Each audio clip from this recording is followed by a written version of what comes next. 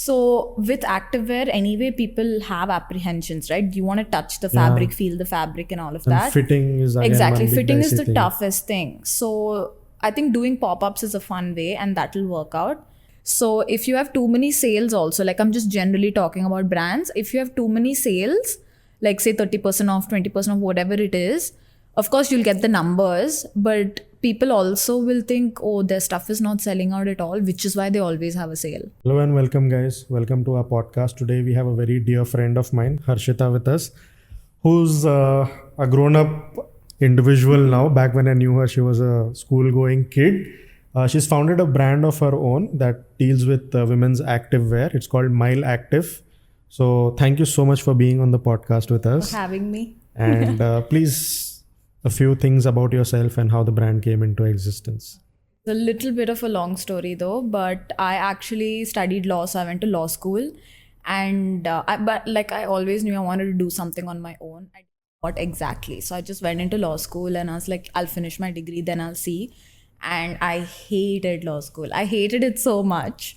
So then I had like ideas of dropping out and starting something on my own, but I was just very uncertain. So I was like, okay, I'll just finish and then we'll see what to do. So and then I graduated into the pandemic, which is again a horrible timing.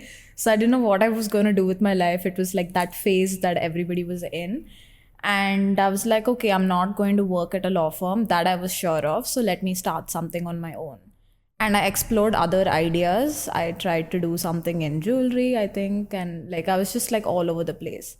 And then finally it was almost one day like some sort of like calling where it's like, I'm so into activewear in general, why not just start it? So that's how the whole idea started, and then it's been a story from then.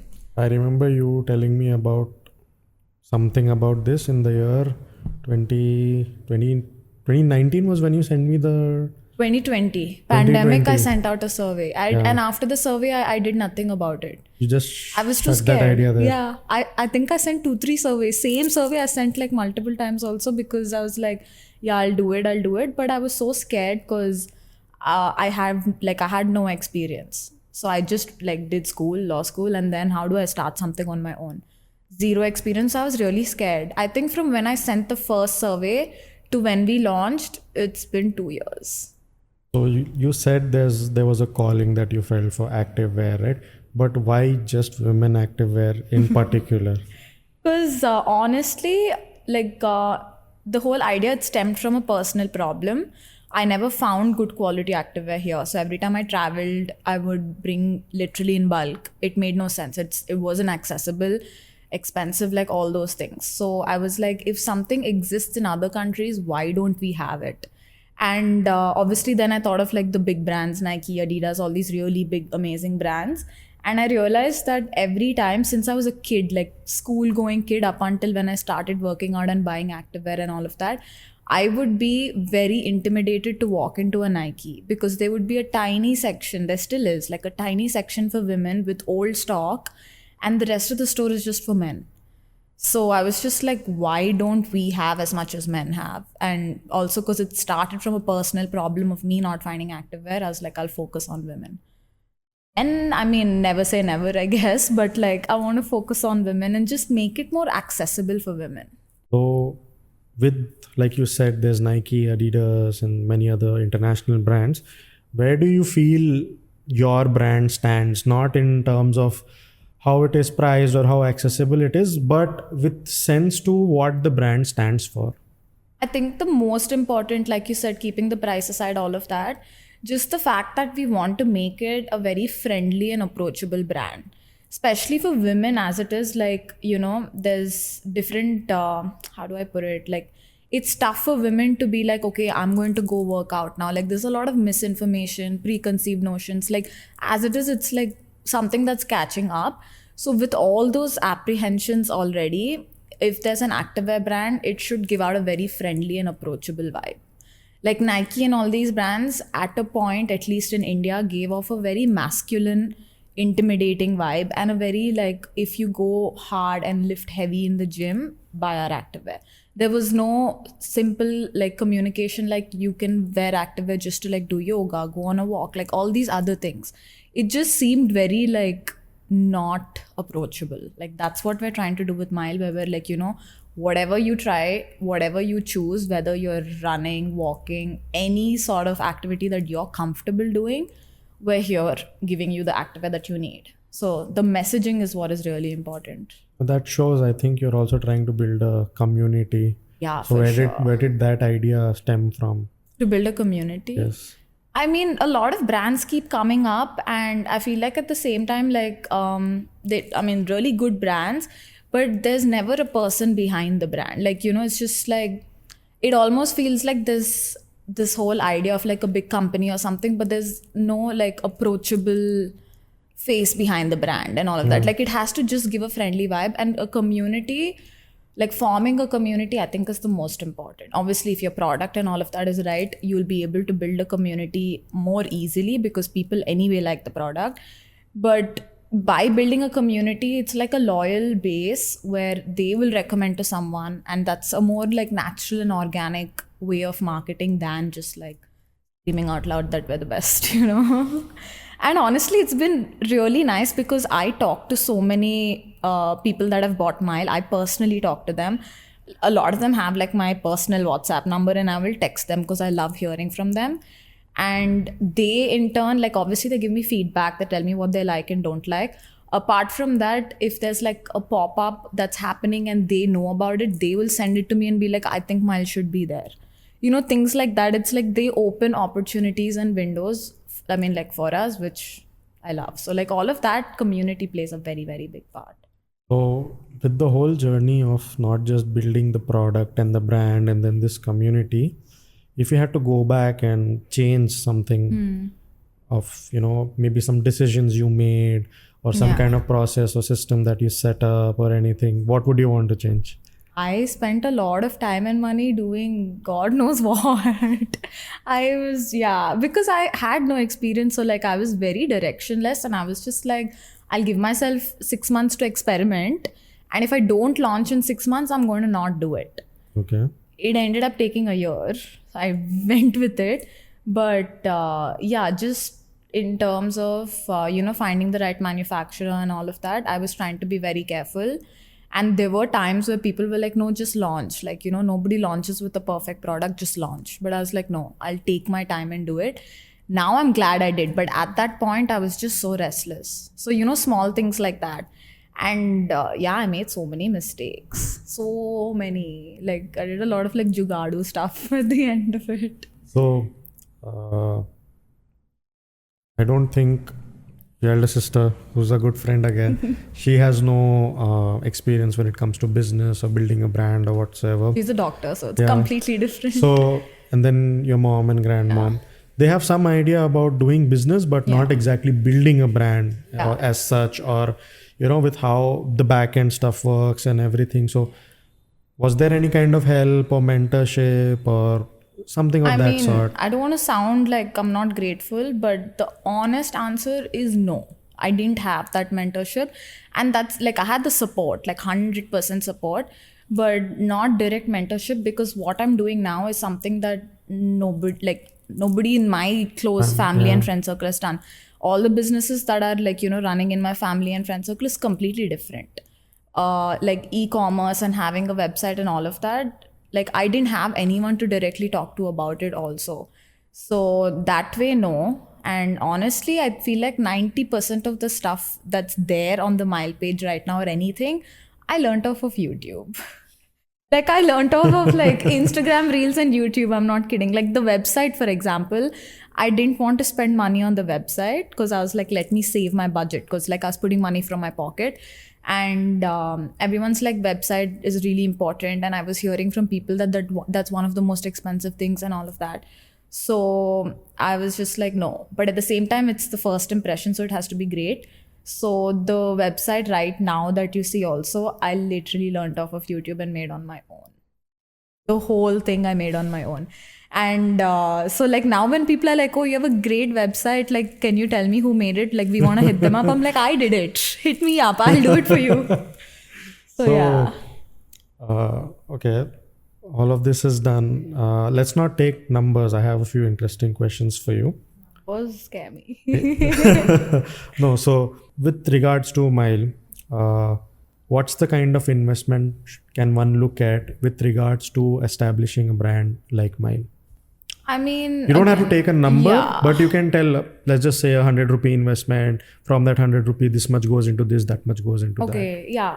Again, I feel like that's a lot of personal preference to an extent, and where you're willing to put how much money. And like, I personally feel like, especially because it's an e-commerce brand, right? What you see online is what you get. So I went all out with the first photo shoot that we had. A lot of people were like, no, you're spending way too much on it. But I was like, no, I'm going to do it because that's the first impression. And especially for something like activewear, it's not like clothes we wear every day, right? Women already have apprehensions about activewear. So I was like, no, the pictures have to be perfect. The videos have to be perfect. So I was willing to spend more on that. And then, like I said, website, I was like, no, I'll like do it on my own. So I didn't spend on that. And then again, I spent a lot of time and money on getting the samples and like trying out like different fabrics, colors, and all of that before placing the bulk order. There are a lot of brands that don't really do that also. So it all boils down to what you're willing to put your money in. If that the main crux of my question is, what takes up most of the budget? The product? Product, Or selling the product and showcasing the product? No, and all I of think that? product. Like your inventory is your biggest cost for sure. So now that you use the word inventory, how difficult is it to hit the right sizes? I can't. It's a very, like, I get triggered. So, I mean, the idea for Mile right now is we want to be a size inclusive brand. I know we're not. Like, I'm going to be honest, we're not the most size inclusive brand. The goal is to be. And the first month when we launched, every single person, like close people that I know and people who were finding Mile through ads and like messaging us, they were like, oh, you need to increase your size range and like all of that. I was like, yes, I know, but we're a small brand, so we're going to start allocating a budget to that a little bit later. And that's been like a goal for a while. So it's been, and we're a new brand, so we're 3 months old, right? It's been 3 months and I am dying to sell the larges. No one wants larges only. So it's really like confusing because people are like, you need to expand the size range. But I'm like, L is only not going, like, things like that. So yeah, sizing and like managing the inventory and all is like super tricky. And even like for the first order, the stuff that I placed an order for, and the second time where I had to restock, whatever I thought would sell out first is still there. What I thought would not sell is like going. So it's like super confusing. So now that we have and the viewers have a larger understanding of what Mile is and the challenges that you faced, how do you want or how do you visualize your end user to feel when they get into your clothing? I have a fun answer for this. So when I was sampling, which I did for almost a year, we were going back and forth and all of that. And when I finally wore the product we have now, the final sample, when I wore it, I literally looked in the mirror and I was like, wow.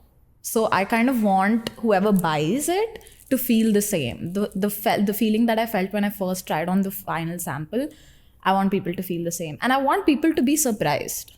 Because, it's like exciting. You're putting your money into a new brand.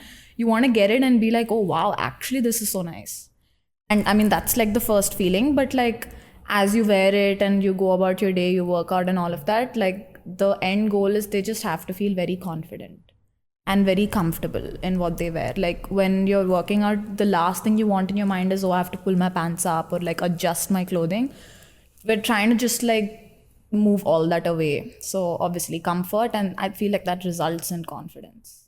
So now that along with activewear, a lot of brands are coming with like athleisure or some form of functional clothing that they can wear to work and then maybe even work out in that. Yeah. So many of those brands, they end up incorporating with the whole idea of showcasing a new technology. They end up making it way more environment harmful than environment friendly. So what is your view on that, and what is your brand trying to do to make things better in that department? So you mean in like sustainability? Yes. So to be honest, again, we're not really taking that sustainable route as such, because at the end of the day, we're an activewear brand. if you really look at it, the fabric that we need for activewear, the polyester, the spandex, and all of that, which is what makes activewear what it is not sustainable. So unless like there's like major like innovation behind it, there are few brands doing that abroad, but that's like a whole other ball game. So for me, I'm like, okay, hopefully we get to that stage where we're able to incorporate more sustainable fabrics. But right now we can't try to hit every target, right? So we're trying to just hit the same, simple target that we're comfortable clothing. And when it comes to like sweat absorption, moisture absorption, sweat, like all these stretch, all these technical things, we'll try to conquer that first and then maybe look at sustainability later, just because of the nature of the fabric. Like, if it was cotton or something, you can be like, yeah, we'll get organic cotton or recycled cotton. It's a little bit easier, but with technical fabrics, there's still a really long way to go. But do you plan on getting into that aspect, like with regards to, say, clothing for recovery? Okay, like more technical? Yeah, or let's just say right now, the products that you have, you can do some form of domestic physical activity. What I mean by domestic is maybe going to a gym, cycling, running. Nothing more tactical, maybe like going on like a trek in a sort of a harsh weather or something of that sort. So does your brand plan on moving towards that direction eventually? The end goal obviously is to be like a one-stop shop for all things activewear, right? So eventually we want to have more like activity specific clothing also. But right now, no, because I think right now we're a tiny brand, so the goal is just to get people to try it. But eventually, that's a great place to be, because then it's like you open our website, you will find anything and everything that you need. Yeah. But do you also plan on having like a physical store eventually? I don't think so. Why? I just feel like online or maybe is like a lot at least of an fun. experience center. We did a pop-up actually, like 3 to 4 weeks after launching, we did a pop-up, which was like a risky thing to do, but we did a pop-up in Bangalore and people are obsessed. Like, it worked out really well. So with activewear, anyway, people have apprehensions, right? You want to touch the fabric, feel the fabric and all of that. Fitting is again exactly. one big Fitting is dicey the thing. toughest thing. So I think doing pop-ups is a fun way and that will work out. And you can call that kind of like an experience. It's just an experience, but not like an experience center of sorts, right? Because I feel like the power of like having a website and just e-commerce is all over India, people have access to it. If you just have a physical store, you're restricted to just one area. But maybe like a store in the city where the brand took birth. Fund it, I'll do it. So what are your views about, before I ask this, what is your end vision with the brand? Where do you see it, maybe in the next 4 years, 5 years? More products for sure, more sizes for sure. Like just be, and again, when I say size inclusive, I don't mean just XL, double XL, XS, double XS, all of that. And even cater to different body types, like people are of different heights and all of that, right? So just be size inclusive in terms of all of that. That's a very big goal. And the reason, for Mile, the crux of it is that we want to be a brand that looks good and doesn't compromise on all the technical aspects. So keeping that in mind, we just eventually want to be like one-stop shop for all things activewear for women, and just honestly build a very strong community around it. Like, we want to have pop-ups, we want to have like community events, and we want to be able to finally like, maybe sponsor events. Like I think a brand did it recently. There was a 10K run and they sponsored like a bunch of women who were running it. Like, I want to do things like that, so people, like women, just feel more excited and empowered about things. So hope a lot maybe more also people start like a YouTube channel explaining the sizing and I need to put the myself wash. out Yeah. there more. This is Yeah. the first time I'm doing this, so maybe now I'll be inspired to do it. But I need to put myself out there a lot more. Yeah, and maybe also, fund athletes or something. Yeah. When will you start feeling that you or Mile as a brand has actually arrived on like the big boy scene? Well, that's a tough Maybe question, not though. big brands like Nike, Adidas and all, but like the other homegrown brands. Or I like, think when I see, like when I spot people wearing Mile randomly, like last week, exactly last Saturday, I was at a coffee shop and I walked up the stairs and I saw one girl wearing Mile. And like, I didn't know who she was. I just spotted it. And that was the first time I spotted someone wearing Mile. And I was like, oh my God, this is it. Like, this is the moment for me. And I went and spoke to her. Like, I was with a friend. So my friend was like, yeah, just go like speak to her. And it was like really nice. You reveal that you own the brand, or you just had a very casual conversation first? Actually, I should have gone and been like, oh, your leggings are really cool, and just left. But then I went and I was like, I was too excited. So I was like, I'm the founder. And first time I said I'm the founder like that, and I just felt so cool. But yeah, I think when I spot people wearing Mile and just like see the logo around, I'll like, that's what it is. Because then, people are genuinely using it. Like, for me, it's not like, oh, I spotted on social media or anything. It's not like that. But when I'm walking around somewhere, I want to see it because then they actually like the product. But speaking of social media, I myself have seen some celebrities also wear Mile. So what was that like? Oh my God, like it was really exciting because in the first week itself, I got the chance to send it to someone. And this person has a lot of following. So she was like, if I like it, I'm going to post it like once and like, that's it. She did that. She went like all out and she really liked it. And she asked me to send more. And now she has like everything from the collection. And she actually like sent me a message and she's like, oh, like, can we like collab on a line together and all of that, like a collection. And I was like, at that point, we're a month old. So I was like, I'm really flattered, but I don't think we have the bandwidth for it. But, things like that, I was like, okay, people really like the product. So I'm very confident about the product. So, yeah. I still remember that Harshita that I had met when we were in, I think, intermediate. College. Yeah, you were finishing intermediate. I think that's when we met for the first time. That was a long time ago. So that Harshita and this Harshita, like, yeah, what do you think? Yeah, you should tell the difference. If I say it, I'll just sound very like for me, I always got along with like the Armita's gang, younger sisters gang. So we all always looked at you like a kid. We'd like take over your room and we'd like hang out and stuff. So and then suddenly all grown up now and have this own brand of yours and all of that feels very, I don't know whether I should call like we feel old or like you start looking more. Say you're proud of me now. that definitely we are proud. But like if you had to differentiate the characteristics of you then versus you now, is how would you put it? Like personally? Overall, everything. I'm way more confident. And I'm not saying I'm the most confident person, but I just feel like I've done something. Again, it's not the scale of the business or scale of the brand. It has nothing to do with that, but just the fact that I wanted to start something and I did it. And even now I don't know where it's going to go. Like, it's a business at the end of the day. I'm hoping for the best. I'm working towards the best, but you never know, right? But I'm still like, I keep reminding myself that like I should be proud of at least starting it. Starting it itself is such a big risk. Because like I said, I went to law school, right? Graduated into the pandemic. And when I was at that phase where I was really lost and super low on confidence, all my friends started their like law careers, working at like tier 1 firms and like living their best life, like working really in like really good places.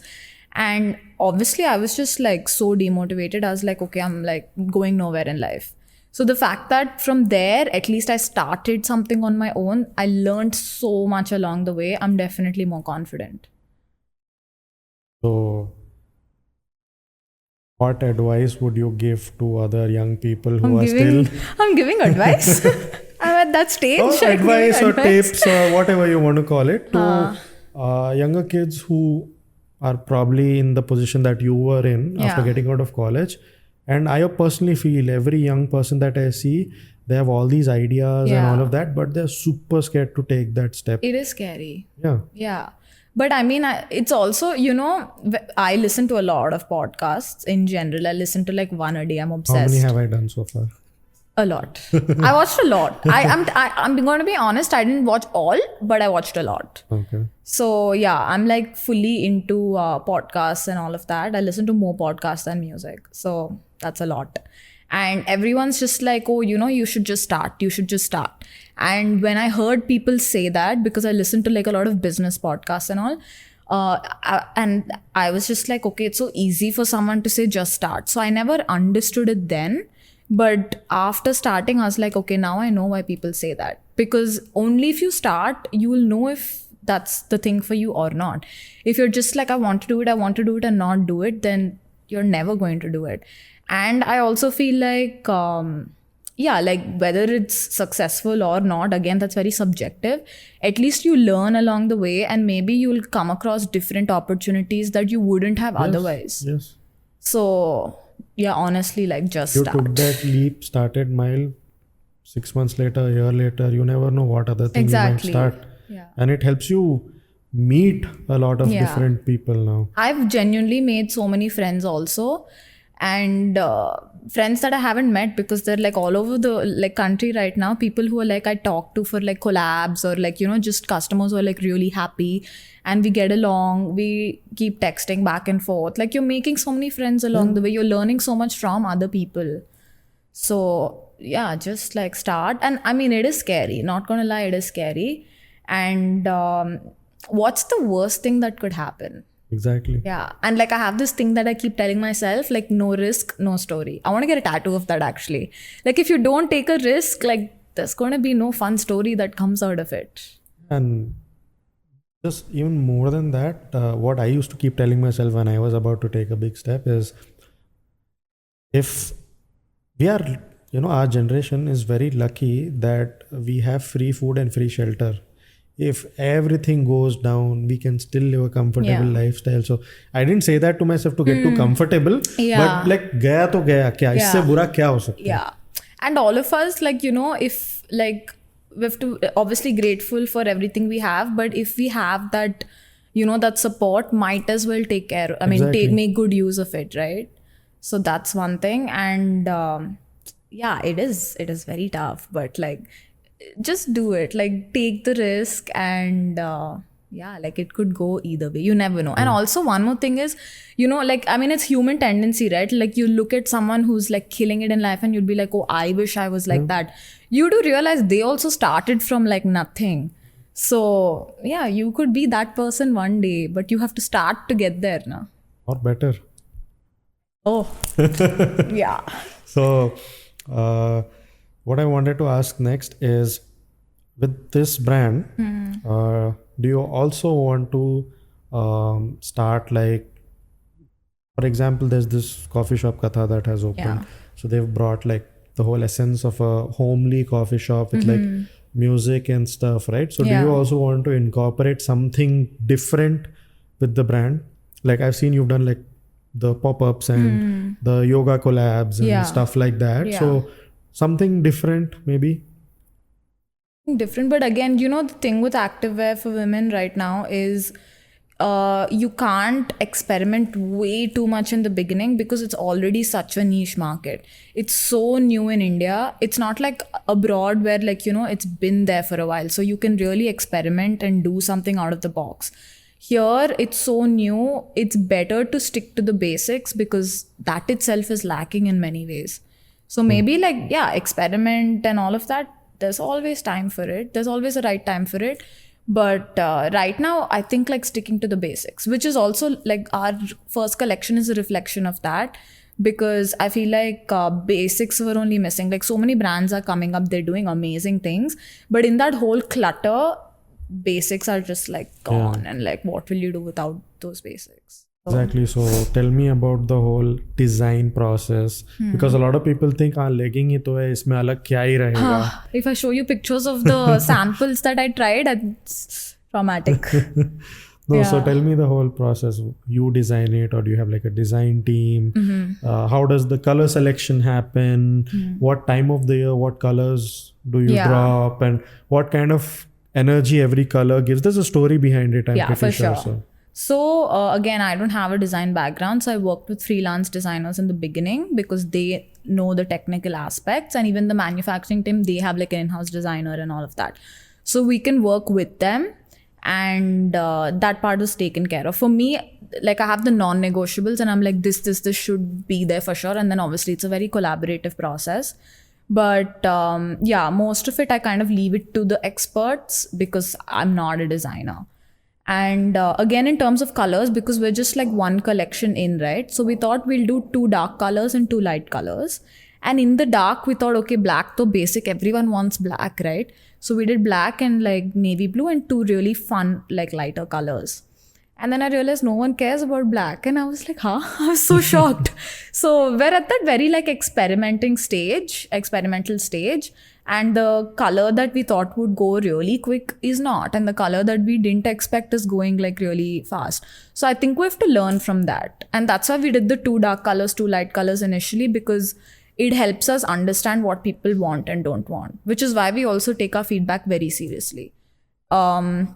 And like, you know, we wanted to keep it in such a way that you can mix and match easily. Like we gave more importance to things like that. That's why we don't have prints. Maybe we'll do it later, but we just wanted to make it very easy.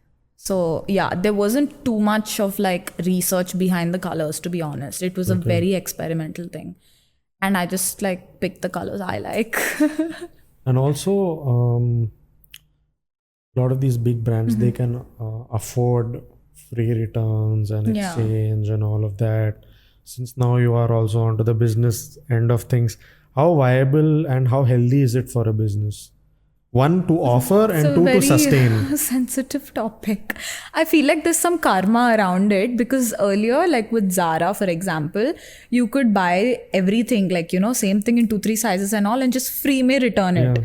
I did that for so many years. It's biting me back now. And I was like, oh God, I wish I was more cautious, because right now we have a free 7-day return and exchange policy. Also because for activewear, the fit is so important, right? So we kept that, and we didn't want that to be like a barrier, because the minute there's no free returns and all, you won't even place an order, especially because we're a new brand. So that's there. It is sustainable in the sense that, like, you know, people will be more willing to try. But paisa wise, though, I'm like, please don't return. So having that option builds a healthier image for the brand. For sure. But I think if there's no exchange and return policy, like a decent timeline, you're not going to get that first sale also. Like even now, a lot of people message us saying, is there like a return and refund policy and all of that? Like everyone's very cautious before they try, because we're a new brand. So it's very important. Like I personally, from like other brands that don't have the policy, even if I really like the outfit, I won't place an order, because you're putting your money in something, you want to get what you're like paying for. Like you just spoke about karma coming back at you.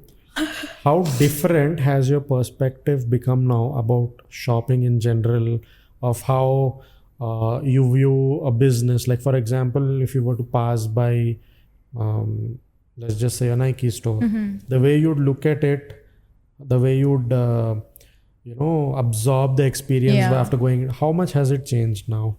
Now, okay, for a really long time, since the idea of Mile, if someone's wearing activewear like at a coffee shop or like anything, I'll stare at them. Like sometimes I have to be like, okay, don't be creepy. So I like fully stare at them. I try to see what brand and all of that. If it's a new brand, I always look it up. And I do things like that for sure. And I'm very active into like seeing other brands, Indian and international brands, to see what they're up to. Because it's important to like stay relevant, right? Like you can't just do whatever you want to also. And because we're so new, we don't have the bandwidth to like do heavy research into like, you know, color trends and all of that, because that's something experts have to do. So I think keeping in check with like big brands is like a jugadu way of doing it. So yeah. Definitely. Like I stalk every brand that exists. Like I have an extra Instagram account just to stalk. Yeah. So also India being a very price sensitive market, be it anything, we often have these people who have this thinking that if I walk into a store, the most expensive, for example, leggings, most expensive legging is going to be blindly the best. The cheapest one is going to be this thing. Many a times, which is not the case. Sometimes something in between is way better than the high end one. So what I won't call it advice, but like what would you tell people who have that mindset, and how you would ask them to change their perspective towards that? Because let's just say I haven't had the opportunity to look at the pricing of your brand, because I can't purchase anything. You can buy for your friends and like all of that now.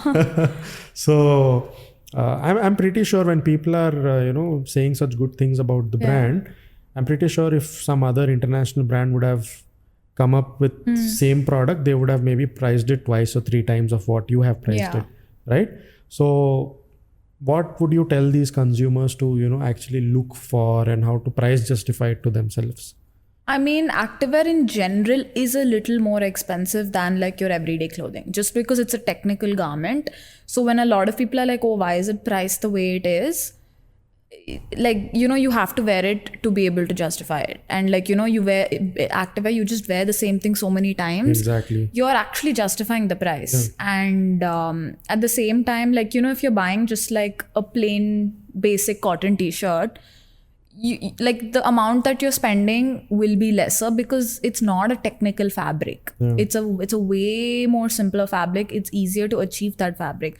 So the price you're paying is technically for quality fabric, and it's giving you all the things that you need. So you kind of need to think of that, right? If you want a sweat wicking fabric, super stretchy, feels like butter and second skin like mine, then like, of course you have to spend that. I mean, if you're able to like it, you have to think about it that way. You have to think about it as like a tiny little investment.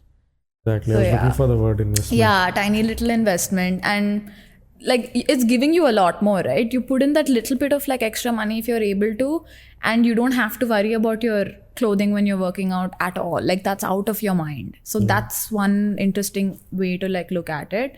But yeah, and again, in terms of price, like sale versus non-sale, right? So if you have too many sales also, like I'm just generally talking about brands, if you have too many sales, like say 30% off, 20% off, whatever it is, of course you'll get the numbers, but people also will think, oh, their stuff is not selling out at all, which is why they always have a sale. Or you won't have sale when there's non-sale season. Exactly. People will wait for the sale. People will wait for the sale, exactly. And then, so when you don't have a sale, people will just not buy. So there's all of that goes into it naturally. And it's a matter of like experimenting through it all. So before we wrap this whole thing up, one question I want to ask you: what is that one thing, one feeling, one emotion, or anything that you're going to take away from this entire experience of doing a podcast? Very special because it's my first podcast, and actually like first like sit down anything like so like really nice. And for me, like I believe in, I'm going to tell the manifestation story. Okay. So I believe in manifestation very, very strongly. So on Thursday when so I did like a interview of sorts for like a friend who's doing a thesis on activewear, and I felt like, oh my god, that was a podcast, because it was like an interview. It was like this, even though it was online. And I was like, yes, it feels like a podcast. And I always wanted to be on a podcast. I always wanted to start my own podcast at some point and all of that. So after that happened, I messaged my friend and I was like, oh, that felt like a podcast. And like, I'm so happy. It was super exciting and all of that. Literally 2 hours after that, you messaged me. So I was like, if this is not manifestation, I don't know what is. So yeah, like just like have that faith and like believe and all of that. Like I'm a big believer of that. So I'm like really happy I did this, because I need to put myself out there a lot more. And this is like a step towards that.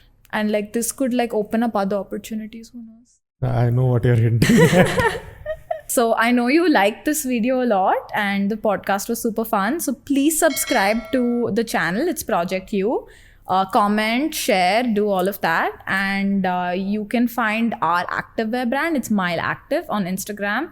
Website is mileactive.com. You can find it here, somewhere here. We'll leave a link. And yeah, we hope you check it out. Listen to more podcasts and buy our activewear.